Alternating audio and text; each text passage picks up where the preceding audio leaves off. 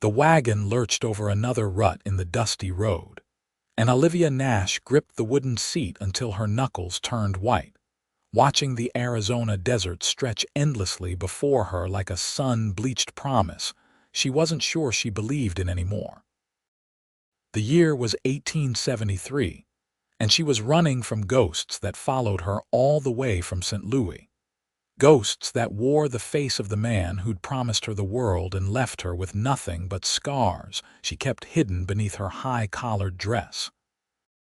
She'd sworn then, kneeling on the floor of that empty house with blood on her lip and shame burning her cheeks, that no man would ever get close enough to hurt her again. The driver of the supply wagon, an older man named Chester who smelled of tobacco and sweat, had barely spoken 10 words to her since they'd left Prescott 3 days ago. Olivia preferred it that way. She clutched her small leather bag containing everything she owned: a few dresses, her mother's silver hairbrush, and the deed to a small boarding house in Chloride that a distant aunt had left her when she'd passed. It wasn't much, but it was hers, and that meant more than anything else in the world. The sun was beginning its descent toward the western mountains when Chester finally spoke. "There she is, Chloride." Olivia leaned forward, squinting through the dust and heat shimmer. The town looked like it had been dropped carelessly into a rocky canyon, buildings scattered along both sides of a wide dirt street. Most were false-fronted wooden structures bleached gray by the relentless sun, though a few were built directly into the hillside. Smoke rose from several chimneys despite the heat, probably from assay offices processing ore from the nearby silver mines. The mountains rose steeply on all sides, their slopes dotted with sagebrush, and the occasional juniper tree clinging stubbornly to life. "It's not much to look at," Chester said, spitting tobacco juice over the side of the wagon. "But folks here are decent enough. Keep to themselves mostly. You'll want to talk to Mayor Hendricks about your property. His office is above the general store." Olivia nodded, smoothing her travel-stained skirts. Her dark blonde hair had escaped its pins hours ago, and she knew she must look a fright, but pride kept her spine straight as they rolled down the main street. Curious eyes followed their progress. Men in dusty work clothes paused their conversations outside the Silver King Saloon. A woman hanging laundry in front of a small house shaded her eyes to get a better look. Olivia kept her gaze forward, refusing to show any uncertainty. The wagon stopped in front of a 2-story building with a faded sign that read, "Henderson's General Store." Chester climbed down stiffly and offered his hand to help Olivia descend. She hesitated only a moment before taking it, reminding herself that not every touch was a threat, not every gesture hid violence beneath its surface. "I appreciate your kindness," she said, pulling her hand back as soon as her boots touched solid ground. She reached for her bag, but Chester was already lifting it down. "Your boarding house is that way, about 3 buildings down on the right," he said, pointing. "The one with the green door, if the paint hasn't all peeled off by now. Hasn't been occupied in near about a year, so you'll have some work ahead of you." Olivia followed his gesture and felt her heart sink slightly. Even from here, she could see the building sagged a bit to one side and several shutters hung at odd angles. But beggars couldn't be choosers, and at least it was hers. She thanked Chester again and started down the street, acutely aware of the weight of her bag and the stares that followed her progress. The boarding house looked even worse up close. The green paint had indeed mostly peeled away, leaving the wood beneath exposed and graying. The front porch creaked alarmingly when she stepped on it, and when she tried the door, it stuck so badly she had to put her shoulder into it before it finally groaned open. Inside was dim and dusty, sheets draped over what furniture remained. Olivia set down her bag and moved to the nearest window, struggling with the swollen frame until it finally jerked upward, letting in fresh air and afternoon light. The main room was larger than she'd expected, with a stone fireplace on one wall and a staircase leading to the second floor. To the left, she could see a doorway leading to what must be the kitchen. She spent the next hour exploring her new property, taking mental inventory of everything that needed repair or replacement, which was nearly everything. The roof appeared sound, at least, and the walls were solid. The second floor held 6 small rooms that could serve as guest quarters, though currently they were filled with dust, cobwebs, and the brittle remains of insects.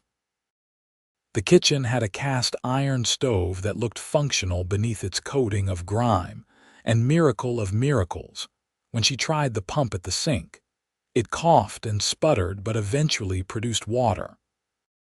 Olivia was on her hands and knees scrubbing the kitchen floor when she heard heavy footsteps on the porch.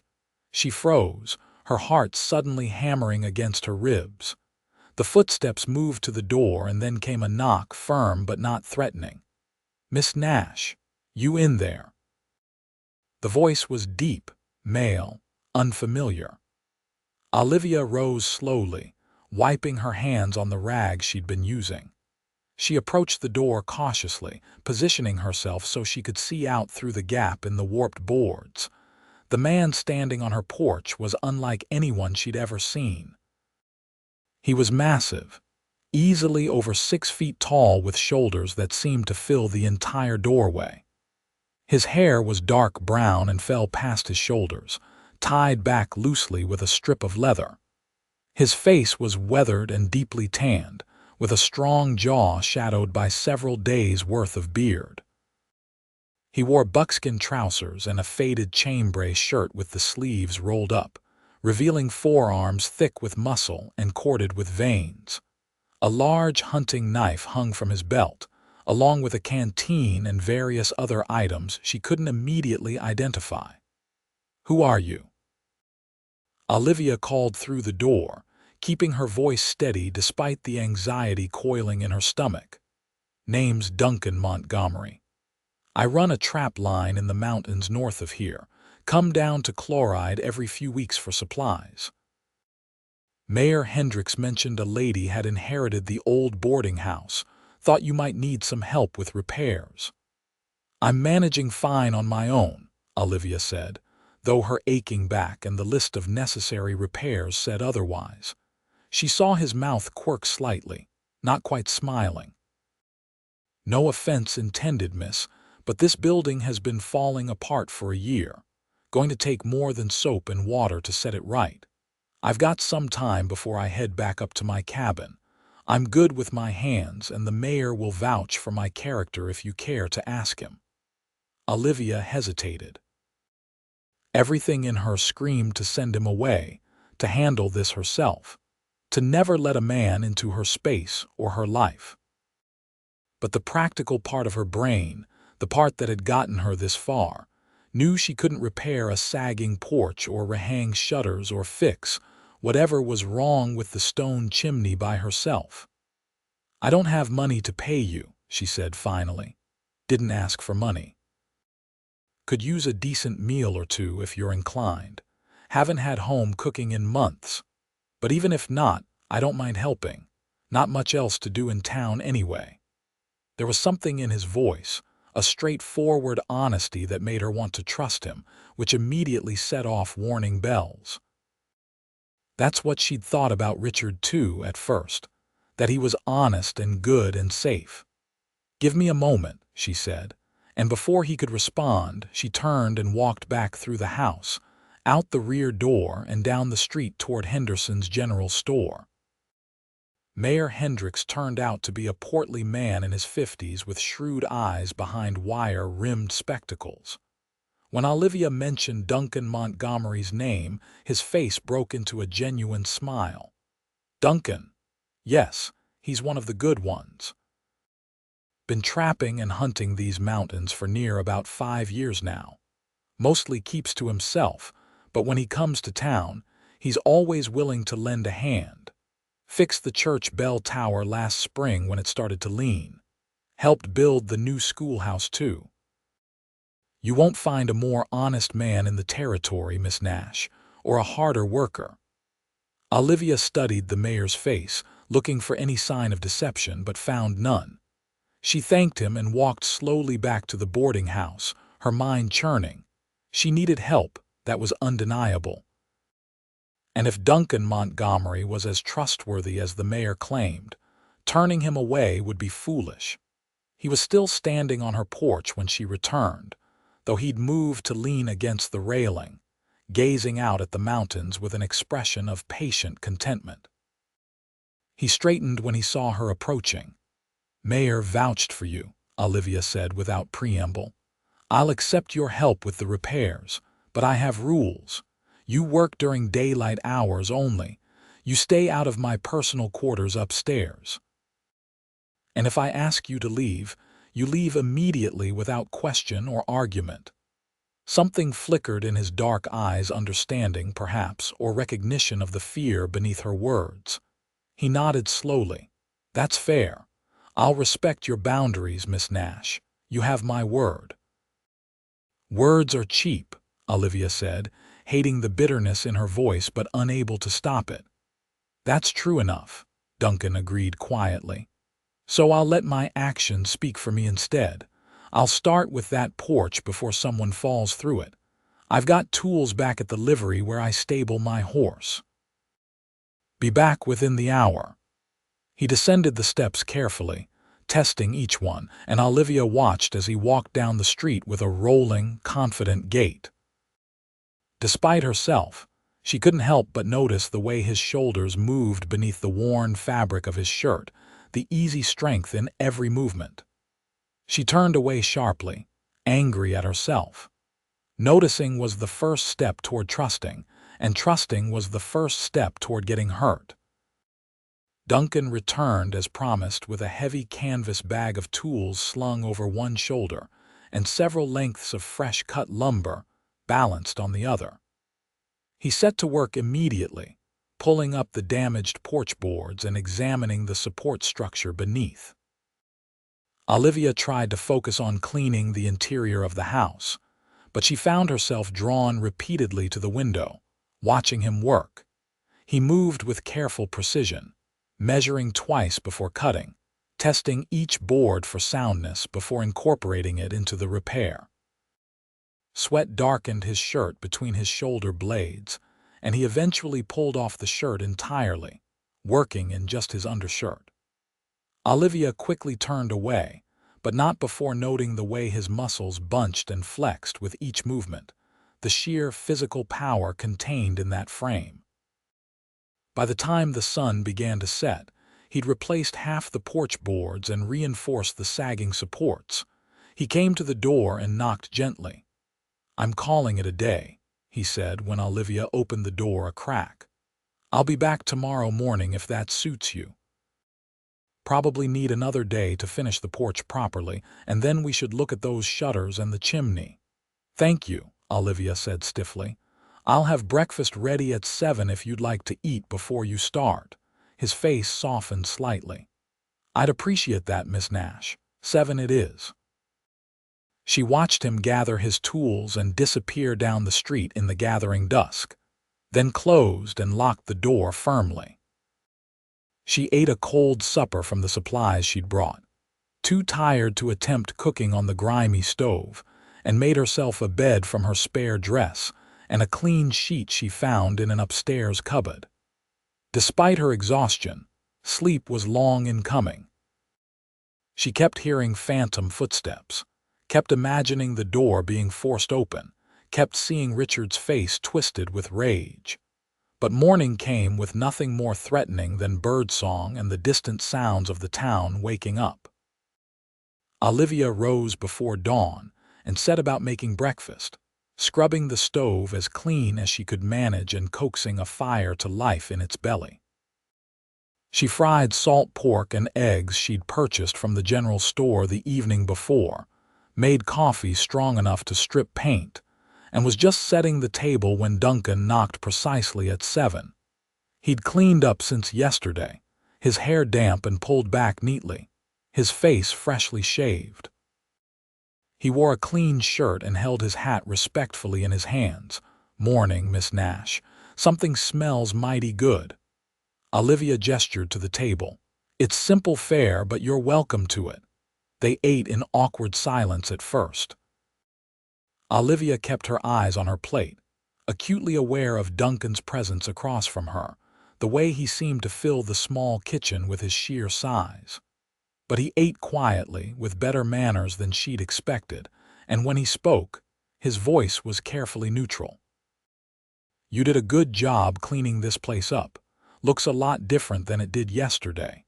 "It's still a disaster," Olivia said, unable to keep the frustration from her voice. "I'm not sure I'll ever get it fit for guests. These things take time. Rome wasn't built in a day, as they say." "I don't have unlimited time.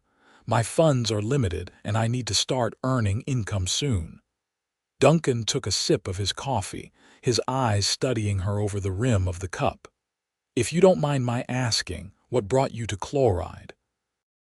"It's not exactly a place most women choose to settle on their own." Olivia's spine stiffened. "That's a personal question. You're right, I apologize. Didn't mean to pry." They finished the meal in renewed silence. Duncan thanked her sincerely, collected his tools, and went back to work on the porch. Olivia spent the morning continuing her cleaning campaign, but as the day wore on and the temperature climbed, she found herself bringing Duncan water and watching him work in short increments. He had a quiet competence that was somehow soothing to observe. He didn't rush or cut corners, didn't curse when something didn't fit right, just patiently adjusted and tried again. When he caught her watching once, he didn't leer or make suggestive comments, just nodded politely and returned to his work. By midday, the porch was completely rebuilt, solid and level. Duncan tested it thoroughly, jumping up and down on various sections, and pronounced it sound. "Should last you another 20 years at least," he said with satisfaction. "Now let's look at those shutters." They worked side by side that afternoon, Olivia holding the shutters steady while Duncan repaired the hinges and rehung them properly. It required her to stand close to him, close enough to smell the clean sweat of honest labor and something else, something like pine needles and fresh air in wild places. She found herself relaxing incrementally, her shoulders dropping from their defensive hunch, her breathing coming easier. When they broke for the midday meal, cold biscuits and cheese that Olivia had prepared, Duncan asked her about her plans for the boarding house. "I'm hoping to cater to mine workers and businessmen passing through," Olivia said. "Maybe families too, if I can make the rooms comfortable enough. Chloride doesn't have a proper hotel, just the rooms above the saloon, and I'm told those are rather rough." "That's a good plan. This town is growing, what with the silver strikes bringing more people in. You'll probably do well if you can provide clean rooms and decent food." "Can I ask you something?" Olivia said, surprising herself. "Why do you live alone in the mountains? Don't you get lonely?" Duncan was quiet for a moment, his gaze distant. "I suppose I do sometimes, but I grew up in crowded places back in Pennsylvania. My father worked in the coal mines, took me down when I was barely 12. Dark, cramped, couldn't ever get a full breath of clean air. I hated every minute of it. When I was 18, I headed west and never looked back. The mountains suit me. All that space, all that quiet, I can breathe up there." There was something in his voice, a deep contentment mixed with old pain that Olivia recognized. They were both running from something, she realized. Different things, perhaps, but running nonetheless. "That makes sense," she said softly. "Sometimes space is the only thing that feels safe." His eyes met hers, and for a moment, something passed between them, a recognition, an understanding.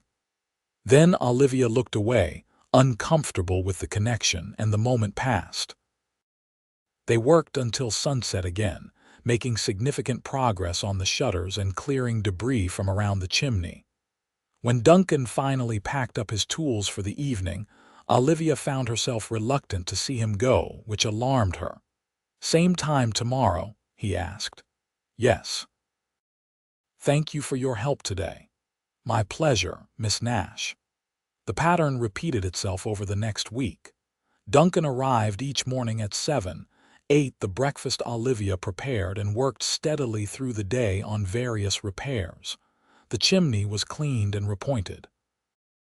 The front door was planed and rehung so it opened smoothly. Windows were repaired or replaced. The kitchen pump was taken apart, cleaned, and reassembled so it worked without the terrible grinding noise.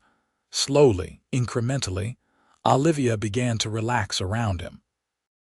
He was unfailingly polite, always respectful of her boundaries, never pushing or prying or making her uncomfortable.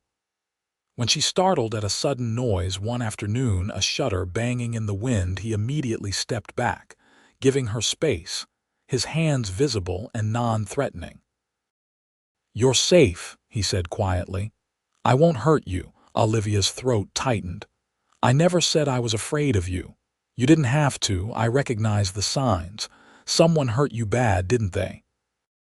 She wanted to deny it, to tell him it was none of his business, but the gentle understanding in his eyes made the words die in her throat.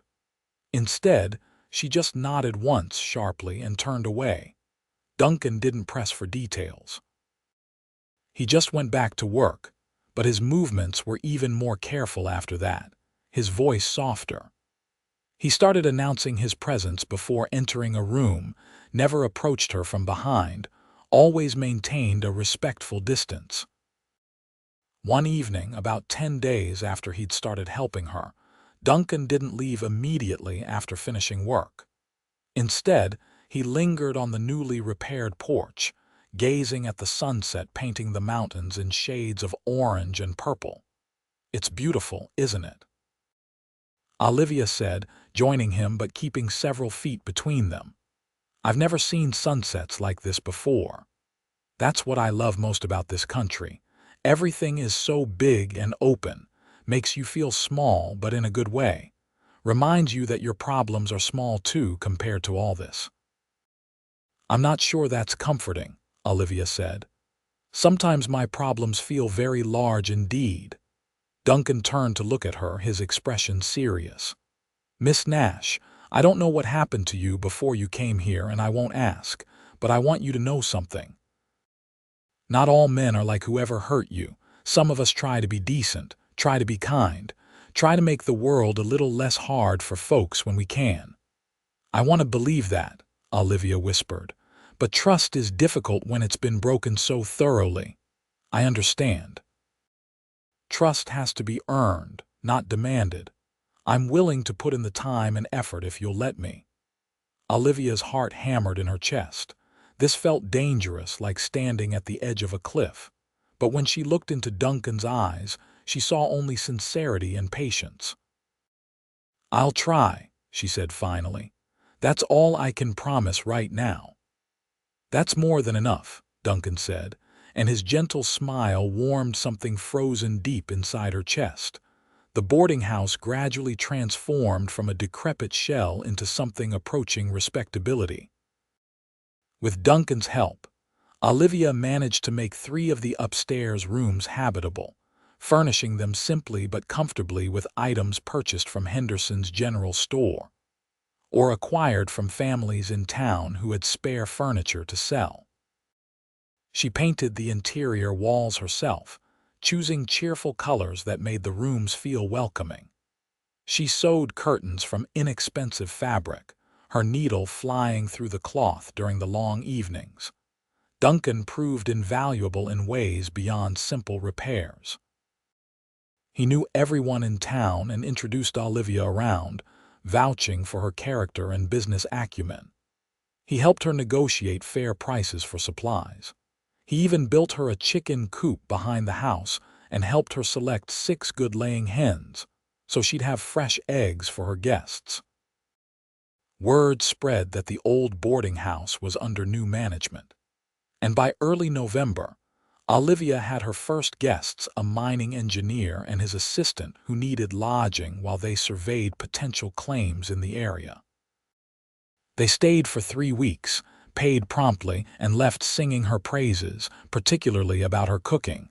More guests followed. A traveling preacher, a widow relocating to live with her daughter in Kingman, 2 brothers prospecting for silver. The money was modest but steady, and for the first time since leaving St. Louis, Olivia felt a flicker of hope that she might actually build a life here. Duncan's visits became less frequent as her need for major repairs diminished, but he still came to town every 2 weeks for supplies, and he always stopped by the boarding house. Sometimes he'd fix small things, a sticky drawer, a loose floorboard. Other times he'd just sit on the porch and talk with her, sharing stories about his life in the mountains, the wildlife he encountered, the changing seasons. Olivia found herself looking forward to these visits with an anticipation that both thrilled and terrified her. She'd catch herself watching the road on the days she thought he might arrive. She'd put extra care into her appearance, choosing her better dress, making sure her hair was neatly arranged. When he appeared in the distance, his large frame unmistakable, her heart would lift in a way that felt both wonderful and dangerous. It was mid-December, nearly 3 months since she'd arrived in Chloride, when everything changed. Duncan had come to town for his regular supply run and stopped by the boarding house mid-afternoon. Olivia was in the kitchen preparing a roast for her current guests, a family heading west to California who needed a few days' rest before continuing their journey. "Something smells amazing," Duncan said from the doorway. Olivia had long since stopped startling at his presence. "Just dinner. Would you like to stay? I always make too much anyway." "I'd be honored if you're sure I won't be imposing." "You never impose," Olivia said, and realized as the words left her mouth that they were absolutely true. Duncan's presence had become as natural and comforting as sunlight.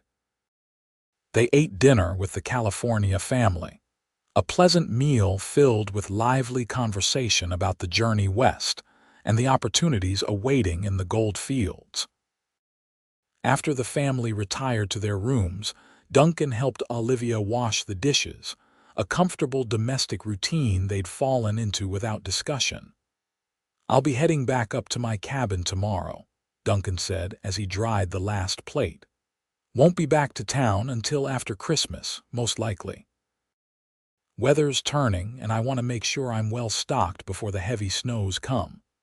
Olivia felt her stomach drop. Nearly 6 weeks without seeing him. The thought felt unbearable, which frightened her. When had she become so dependent on his visits? When had he become such an essential part of her life? "That's a long time," she said, trying to keep her voice neutral.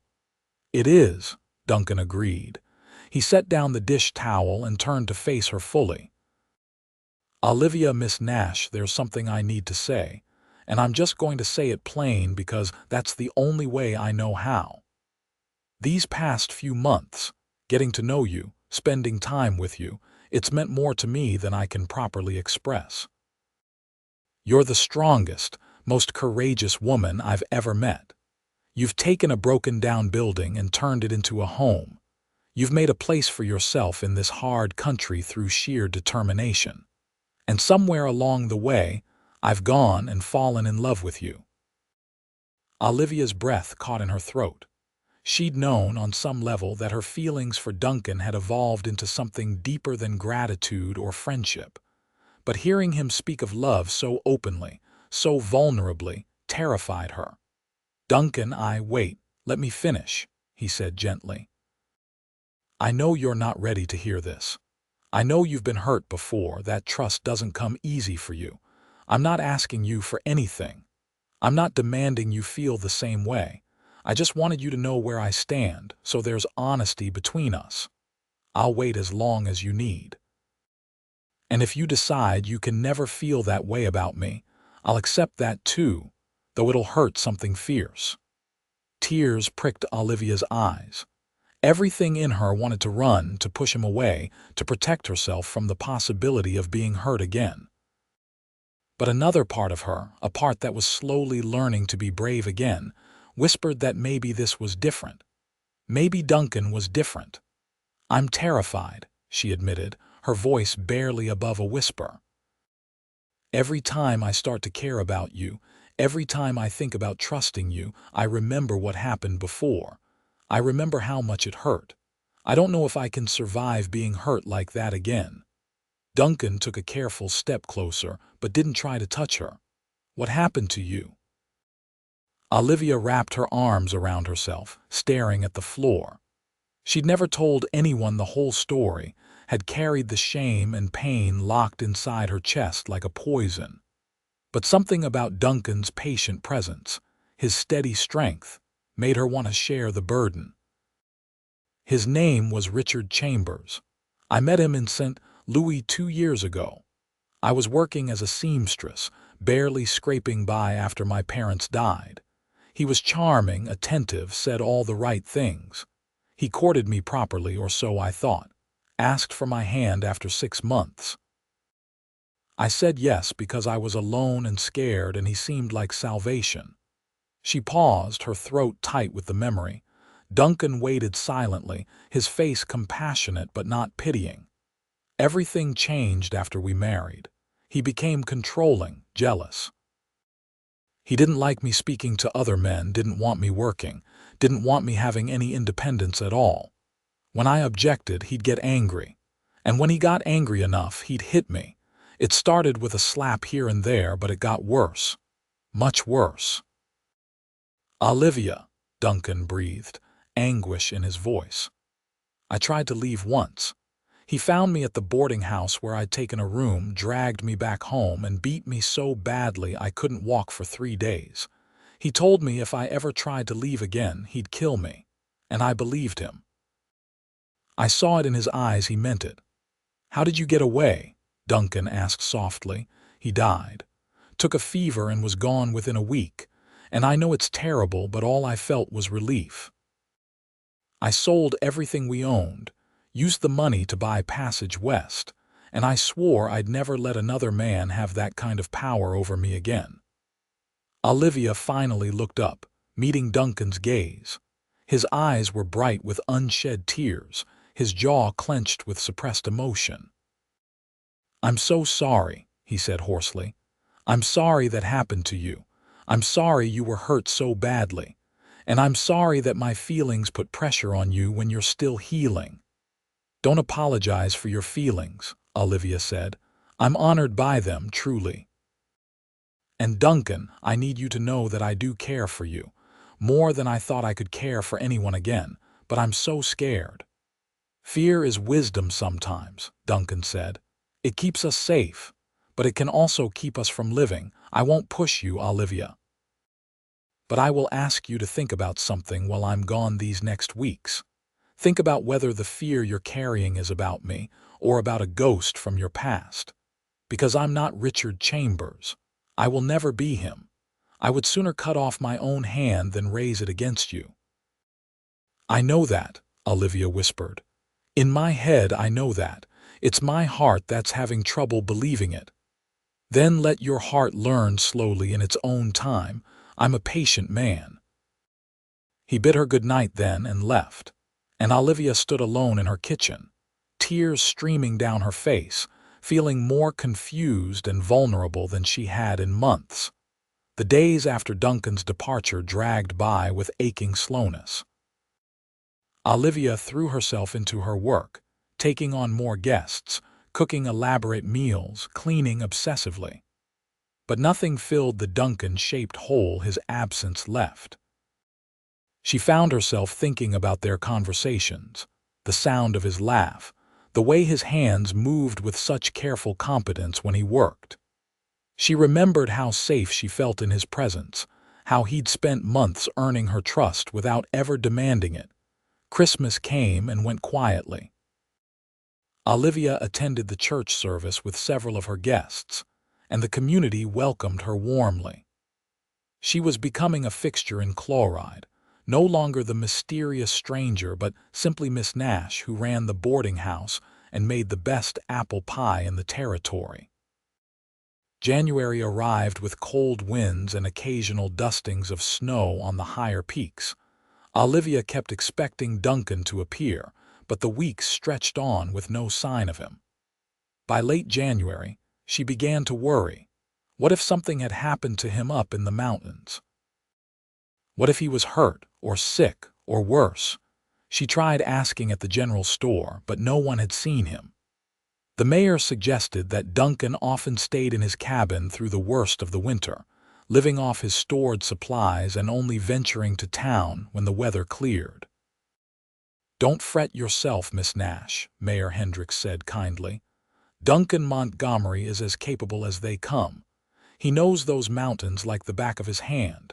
He'll be fine." But Olivia couldn't shake her worry. It gnawed at her through the long evenings, kept her awake at night. And somewhere in the midst of that fear, she had a realization that struck her like lightning. She loved him. Truly, deeply, completely loved him. The fear was still there, a constant companion, but it was outweighed now by the certainty that Duncan Montgomery was the best man she'd ever known, and she couldn't imagine her life without him in it. It was the first week of February when she finally saw him again. She was hanging laundry in the backyard, fighting with a stubborn bedsheet in the stiff breeze, when she heard a familiar voice. "Need some help with that?" Olivia whirled around, the sheet forgotten, and there he was. Duncan looked thinner than she remembered, his face weathered from long exposure to cold and wind, his buckskin jacket patched and worn. But his eyes were warm and his smile genuine, and Olivia felt something break loose in her chest. She ran to him without thinking, closing the distance between them in seconds, and threw her arms around his waist. Duncan went very still for a moment, surprised, then his arms came up carefully to encircle her, holding her gently as if she were made of spun glass. "I missed you," Olivia said into his chest, breathing in the familiar scent of him. "I was so worried. I thought something might have happened to you. I'm sorry. I should have tried to get word to you somehow. There was a bad storm that trapped me in the cabin for near about 2 weeks. By the time I could travel again, I was running low on supplies and had to come straight to town." Olivia pulled back enough to look up at him. "I have something to tell you. I'm listening. I'm still scared. I think I'll probably always be a little scared because of what happened before. But I've realized something these past weeks. Being safe isn't the same thing as being alive, and you make me feel alive, Duncan. You make me want to be brave. I love you. I think I've loved you for a while now, but I was too frightened to admit it." Duncan's face transformed, joy and wonder and hope blazing across his features. "Olivia, are you certain?" "I'm certain. I trust you. I trust you with my heart, with my life, with everything. And if your offer still stands, if you still want me, then yes. Yes to all of it." Duncan cupped her face gently in his large, calloused hands. "May I kiss you, please?" Olivia breathed. His kiss was gentle, reverent, asking rather than taking. Olivia melted into him, feeling years of fear and pain beginning to dissolve like ice in the spring sun. When they finally pulled apart, both were smiling. "Marry me," Duncan said. "I know it's fast and we can wait as long as you need, but I want you to know my intentions are honorable and permanent." "Yes," Olivia said without hesitation. "Yes, I'll marry you." They were wed 3 weeks later in the small church in Chloride, with half the town in attendance. Olivia wore a dress she'd sewn herself from cream-colored silk, simple but elegant. Duncan wore new clothes purchased for the occasion, though he looked slightly uncomfortable in the formal suit. When he saw Olivia walking toward him down the aisle, his eyes filled with tears, and Olivia knew with absolute certainty that she was making the right choice. The preacher spoke about love and commitment, about two people becoming one flesh, about the sacred bonds of matrimony. But Olivia barely heard the words. She was too focused on Duncan's face, on the way he held her hands like they were precious, on the vows he spoke in his deep, steady voice. I promise to love you, Olivia, through all the days of my life. I promise to protect you, to provide for you, to honor and cherish you. I promise to be patient with your fears and gentle with your heart. I promise to work every day to deserve the trust you've placed in me. Olivia's own vows came from the deepest part of her soul. I promise to love you, Duncan, with all that I am. I promise to trust you, to believe in you, to build a life with you.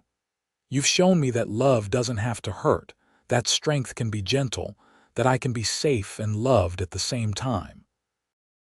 I promise to honor that gift every day for the rest of my life. When the preacher pronounced them husband and wife, Duncan kissed her softly, tenderly, and the congregation erupted in applause. The celebration that followed was joyous. The women of Chloride had prepared a feast, and the Silver King Saloon provided music. Olivia danced with Duncan in the town square as the sun set over the mountains, feeling lighter than she had in years. Every time she looked at her new husband, she felt a surge of love so powerful it nearly overwhelmed her. Happy, Duncan murmured as they swayed together. Deliriously, Olivia replied. Though I confess I'm a bit nervous about tonight. Duncan's arms tightened around her protectively. We'll go at your pace. There's no rush, no expectations. We have all the time in the world. His understanding, his consideration of her past trauma even in this moment, made Olivia love him even more. I want to try, she said softly. I want to share that part of myself with you. I trust you, Duncan. Then we'll figure it out together, he promised. They spent their wedding night in the boarding house, in Olivia's personal quarters that she'd kept private even from her guests. Duncan was as good as his word, patient and gentle, letting Olivia set the pace. There were moments when old fears surfaced, when Olivia tensed or pulled away, but Duncan simply held her, whispered reassurances, waited until she was ready to continue. And when they finally came together completely, it was nothing like Olivia's previous experiences. This was tender and loving. Two people learning each other, choosing each other, celebrating their union. Afterward, lying in Duncan's arms with her head on his broad chest, listening to the steady rhythm of his heartbeat, Olivia felt something she'd never expected to feel again, completely, utterly safe. I love you, she whispered into the darkness. I love you too, Duncan replied, his hand stroking her hair. Thank you for trusting me with your heart. I'll keep it safe, I promise. I know you will, Olivia said, and she meant it with every fiber of her being. They settled into married life with surprising ease. Duncan divided his time between his mountain cabin and the boarding house, but gradually spent more time in Chloride. He'd disappear for a few days at a time to check his trap lines and maintain his cabin, but he always came back to Olivia, and each reunion was sweet. The boarding house thrived under their combined efforts. Duncan's skill with repairs and building meant they could expand, adding 2 more guest rooms and enlarging the kitchen. Olivia's reputation for excellent cooking and warm hospitality spread throughout the territory. They were often fully booked, and the income was enough for them to live comfortably and even save a little. Spring arrived, painting the desert in unexpected wildflowers. Olivia discovered she was pregnant in late April, and Duncan's joy was boundless. He became even more protective, insisting she rest more and let him handle the heavier work. Olivia found his concern endearing rather than controlling, understanding it came from love rather than a desire to dominate. I'm not fragile, she reminded him when he tried to carry a basket of laundry that she was perfectly capable of handling herself. I know that, Duncan said with a gentle smile. "You're the strongest person I know, but you're carrying our child and I want to help however I can. Humor me." How could she refuse when he asked like that? Olivia let him take the basket, standing on her toes to kiss his cheek. "You're going to be an excellent father." "I hope so. I want to be everything my own father wasn't, patient, present, kind." "You already are all those things," Olivia assured him. Their son was born in December, right before Christmas. A lusty, healthy boy with Duncan's dark hair and Olivia's blue eyes. They named him Thomas, after Duncan's younger brother who died in the coal mines. Duncan held his son with such tenderness, such awe, that Olivia fell in love with him all over again. "He's perfect," Duncan whispered, tears streaming unashamedly down his face. "You're perfect. I'm the luckiest man alive." Watching her husband cradle their newborn son, Olivia marveled at how much her life had changed in just over a year. She'd arrived in Chloride broken, afraid, trusting no one. And now she had a husband she adored, a son she cherished, a thriving business and a community that felt like family. The scars from her past were still there, probably always would be, but they no longer defined her. Duncan had helped her heal, had shown her what real love looked like, and she'd been brave enough to accept it. Thomas thrived, growing from a tiny infant into a chubby, happy baby who laughed at everything and adored his father. Duncan was besotted with his son, spending hours playing with him, carrying him around town, telling him stories about the mountains and the wildlife. Olivia would watch them together and feel her heart swell with contentment. The boarding house continued to prosper. They hired a young woman from town, Sarah Henderson, to help with the cleaning and cooking, which gave Olivia more time to focus on Thomas and managing the business side of things. Duncan took over most of the physical labor and maintenance, though he still made occasional trips to his mountain cabin, which they'd decided to keep as a retreat. When Thomas was about 6 months old, Duncan suggested they take a trip up to the cabin together. "I want to show you where I lived before I met you," he said. "The place that kept me sane all those years, and I think you'd love it up there. The peace, the quiet, the way you can see for miles in every direction." Olivia was hesitant at first, worried about taking an infant into the wilderness, but Duncan assured her they'd be perfectly safe.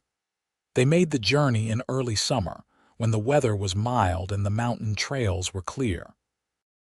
Duncan carried Thomas in a sling against his chest, and they rode slowly, stopping frequently to rest. The cabin was exactly as Olivia had imagined it. A sturdy log structure nestled in a meadow surrounded by towering pines. A clear stream ran nearby, its water so cold and pure it made her teeth ache when she drank. The view was spectacular, mountains rolling away in every direction, the sky impossibly huge and blue. "I can see why you loved it here," Olivia said, standing on the porch and breathing in the pine-scented air. "It's beautiful." "It was a good place to heal," Duncan said, coming to stand beside her with Thomas asleep against his shoulder. "To find myself again after leaving Pennsylvania. But it was lonely too. I didn't realize how lonely until I met you. This place is beautiful, but it's just a place. You and Thomas, you're my home now." They spent 3 days at the cabin, and Olivia fell in love with the mountains. Duncan taught her to fish in the stream, showed her how to identify different animal tracks, pointed out eagles soaring overhead. At night, they'd sit on the porch with Thomas between them, watching the stars come out in numbers Olivia had never seen in town, and talk about their dreams for the future. "I'd like to have more children," Olivia said one evening. "If we're blessed with them, Thomas should have siblings." "I'd like that too," Duncan agreed, "though I hope the next one sleeps better than this little fellow." Thomas had been fussy that night, keeping them both awake. "He's teething," Olivia said, rubbing the baby's swollen gums gently. "It'll pass."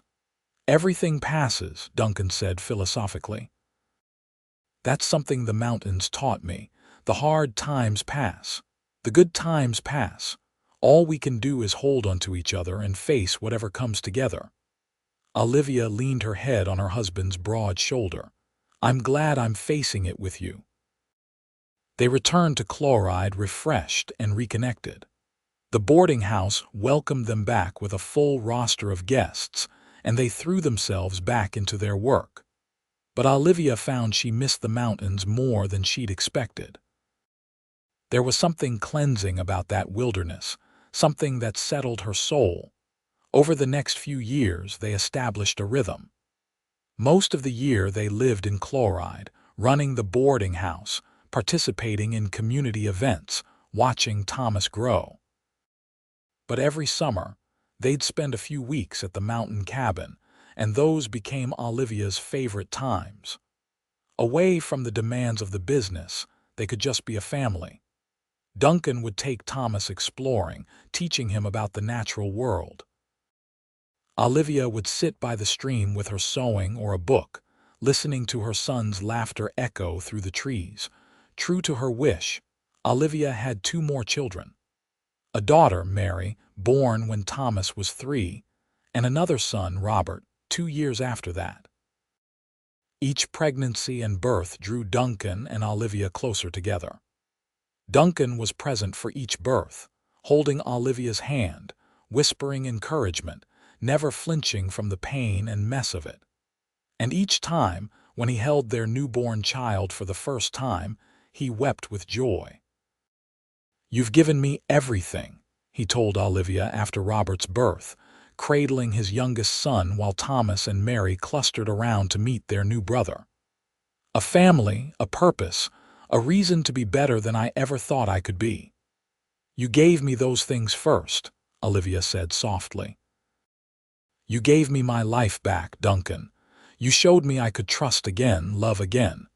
Everything we have, we built together." As the children grew, the boarding house evolved. They'd built a solid reputation throughout the territory, and prominent businessmen and families traveling through the region specifically sought out Nash's boarding house. They expanded again, adding a small dining room that was open to the public for evening meals, not just overnight guests. It became a popular gathering place for the community.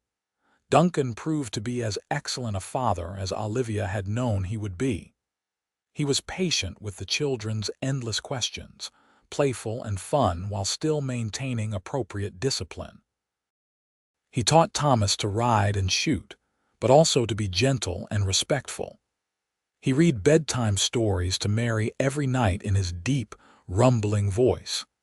He carried Robert on his shoulders through town, pointing out birds and clouds and anything else that caught the toddler's attention. Olivia watched her children grow up feeling safe and loved, never knowing the fear she'd lived with for so long, and she was grateful beyond measure. Sometimes, late at night when Duncan held her close, she'd think about Richard Chambers and the woman she'd been when she was married to him. That broken, frightened creature seemed like a different person entirely. Duncan had helped her become someone new, someone strong and confident and capable of joy. "What are you thinking about?" Duncan asked one such night, sensing her wakefulness. "About how different my life could have been," Olivia admitted, "if I'd never come to Chloride, if you hadn't knocked on my door that first day, if I'd been too afraid to take a chance on you." "But you did take that chance," Duncan said, his hand tracing lazy patterns on her back. "You were brave when it mattered most. I'm proud of you, Olivia. Proud of the woman you are, the mother you've become, the life we've built. I couldn't have done any of it without you." "We did it together," Duncan corrected gently. "That's what marriage is, what love is. 2 people choosing each other every day, building something bigger than either could create alone." Olivia tilted her face up to kiss him. "I love you, Duncan Montgomery, more every day." And I love you, Olivia Montgomery, until my last breath and beyond." The years continued to pass in a blur of busy, happy activity. Thomas grew into a serious, thoughtful boy who loved the mountains as much as his father. Mary was bright and vivacious, with a gift for making friends and a voice like an angel that led the church choir by the time she was 10. Robert was adventurous and fearless, constantly climbing things he shouldn't and giving his parents heart palpitations. The boarding house continued to thrive, requiring them to hire additional help. Sarah Henderson had married and moved away, replaced by 2 young women from town and eventually a cook when Olivia's workload became too demanding. This gave Olivia more time to focus on her family and to pursue some of her own interests. She began teaching sewing classes for the women in town, and she volunteered at the church and the schoolhouse. Duncan eventually gave up his mountain trap lines entirely, finding that he preferred staying close to home and family. He took on various jobs around Chloride, helping build new structures as the town expanded, working as a hunting guide for wealthy tourists, even serving briefly as deputy sheriff when the regular deputy broke his leg. Whatever he did with the same careful competence that had first attracted Olivia's attention all those years ago. They weathered difficulties together. A bad winter when food was scarce and money tight. Childhood illnesses that kept them awake for nights on end. A fire that damaged part of the boarding house, requiring extensive repairs. Each challenge brought them closer together, reinforcing the foundation of trust and love they'd built. On their 10th wedding anniversary, Duncan surprised Olivia by closing the boarding house for an entire week and taking just the 2 of them up to the mountain cabin, leaving the children in the capable hands of friends in town. "We haven't been alone together in months," Duncan said as they rode up the familiar trail. "I wanted to give you my full attention for a few days. Remind you that you're not just a mother and a business owner, but also my wife, my partner, my greatest love." They spent the week rediscovering each other, talking for hours, making love in the afternoon sunlight, swimming in the icy stream, and sitting together in comfortable silence. It was exactly what they both needed, a chance to reconnect away from the demands of daily life. On their last evening at the cabin, they sat on the porch watching the sunset, Olivia tucked securely under Duncan's arm. "You ever regret it?" Duncan asked quietly. "Marrying me, the life we've built. I know it's not always easy being married to a rough mountain man." Olivia twisted to look at him in genuine surprise. "Regret? Duncan, marrying you was the best decision I ever made. You gave me back my life. You showed me what real love looks like. You've been patient and kind and strong when I needed you to be. You've been an amazing father to our children." "How could I possibly regret any of that? I just want to make sure you're happy," Duncan said, his hand cupping her cheek. "Your happiness matters more to me than anything else in this world." "I'm happier than I ever imagined possible," Olivia assured him. "You kept your promise, Duncan. You earned my trust slowly, and you've kept my heart safe. Every single day you prove that you're worthy of both. I love you more now than I did the day we married, and I'll love you more tomorrow than I do today. That's how it works with us. The love just keeps growing." Duncan kissed her then, deep and slow and tender, and Olivia felt the truth of her words in her very bones. This man, this beautiful, strong, gentle man, was her forever. And she was his. They rode back to Chloride the next day, eager to see their children despite having enjoyed the time alone. Thomas had shot his first deer while they were gone and was bursting with pride. Mary had learned a new song and insisted on performing it immediately. Robert had managed to fall out of a tree and skinned his knee impressively, which he displayed like a battle scar. Life continued in its beautiful, chaotic rhythm. The boarding house remained successful, becoming something of a landmark in Chloride. People spoke of Nash's place as a standard of quality and hospitality. Duncan and Olivia became pillars of the community, respected and liked in equal measure. As the children reached adolescence, new challenges emerged. Thomas, at 16, announced he wanted to join his father's old profession and become a mountain man himself.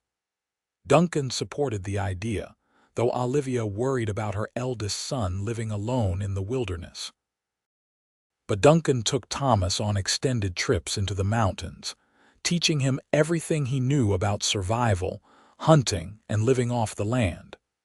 Eventually, Olivia made peace with it, recognizing that Thomas had his father's deep connection to wild places. Mary, at 14, was being courted by the son of a prosperous merchant, a nice young man who treated her with appropriate respect. Duncan watched the courtship with the suspicious eye of a protective father, but even he had to admit the boy was decent. Robert, at 12, was still figuring out his path, but he showed a talent for working with wood and helped Duncan with carpentry projects around town. One evening, when the children were all occupied elsewhere, Duncan pulled Olivia aside. "Can you believe it's been 15 years since we married?" he asked. "Sometimes it feels like yesterday, other times it feels like we've been together forever." "Both things can be true," Olivia said, settling into his embrace. They were in their private sitting room, a fire crackling in the hearth against the evening chill. "Time is strange that way." "I want you to know something," Duncan said seriously. "These 15 years with you have been the best of my life. Every day I wake up grateful that you gave me a chance, that you trusted me with your heart despite everything you'd been through. You made me a better man, Olivia. You gave me purpose and meaning and love beyond measure." Olivia felt tears prick her eyes. "You did the same for me, my love. I was so broken when I came here. I'd convinced myself I'd never heal, never trust, never love again. And then you appeared on my doorstep, patient and kind and steady as the mountains themselves. You taught me that healing was possible, that not all strength looks like violence, that love could be gentle and safe. You saved my life, Duncan." "We saved each other," Duncan said, his own voice thick with emotion. "That's what love does. It lifts us up, makes us stronger, helps us become who we were meant to be." They sat in comfortable silence for a while, just holding each other, listening to the fire pop and the distant sounds of their children's voices from other parts of the house. This was everything Olivia had never dared to dream of: a loving husband, beautiful children, a successful business, a community that felt like family, and most importantly, peace in her heart and soul. "What are you thinking now?" Duncan asked, that familiar question that had punctuated so many of their evenings together. "I'm thinking about the first day I saw you," Olivia said. "Standing on my broken porch offering to help. I was so scared of you, so determined not to let you close. I almost sent you away. I'm glad you didn't. So am I. Because you proved every fear wrong. You showed me day after day, week after week, month after month that you were trustworthy. You never pushed, never demanded, never tried to take more than I was ready to give. You earned my trust slowly, the way trust should be earned. And once you had it, once I finally gave you my heart, you kept it safe, just like you promised, just like you still do every single day." Duncan tightened his arms around her. "And I always will. Until the day I die, Olivia, I'll keep your heart safe. That's a promise I'll never break."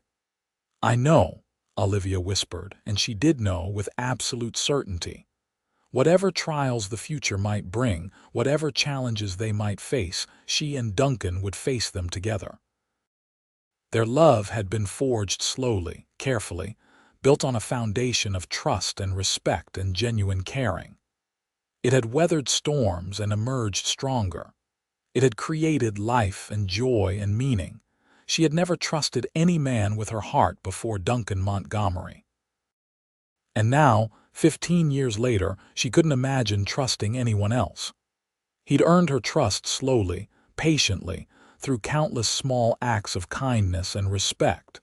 And he'd kept her heart safe, just as he'd promised, wrapping it in tenderness and protecting it fiercely.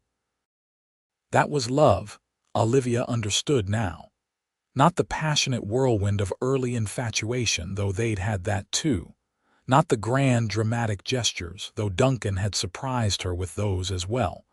Real love was the quiet, steady, everyday choosing of each other, the patience and gentleness, the unwavering support through difficulties, the celebration of joys together, the building of a life brick by brick, day by day, choice by choice.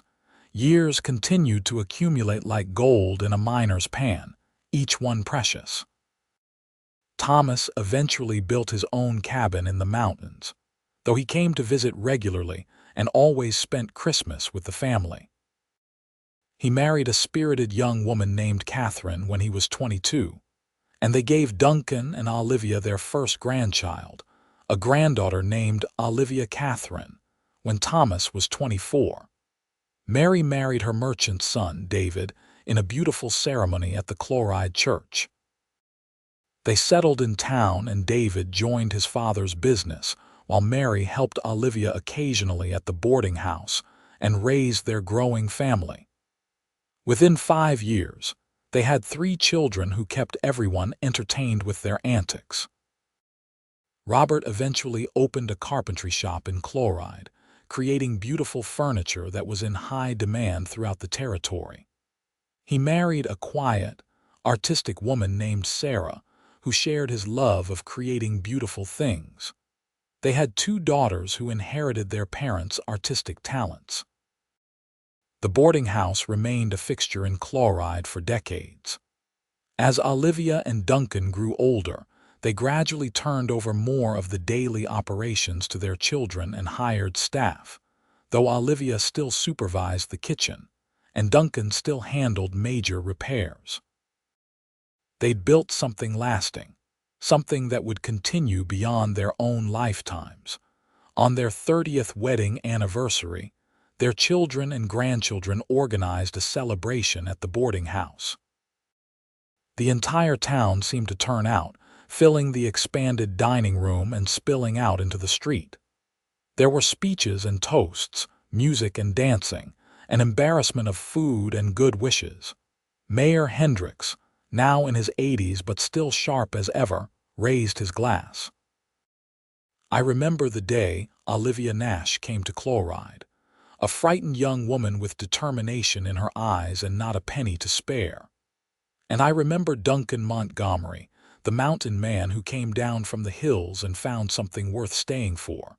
Together, they've built more than a business. They've built a family, a legacy, and an example of what real love looks like.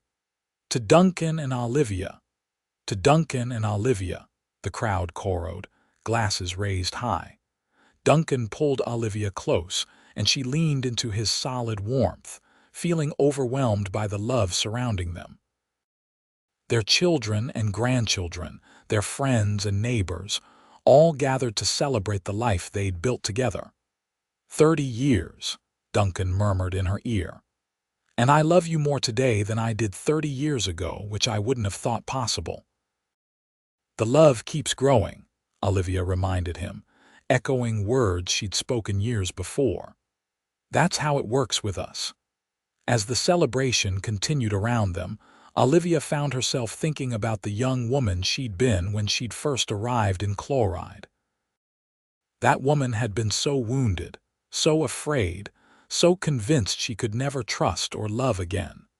She'd built walls around her heart and sworn never to let anyone breach them. But Duncan had shown her a different way. He hadn't stormed her walls or demanded entry.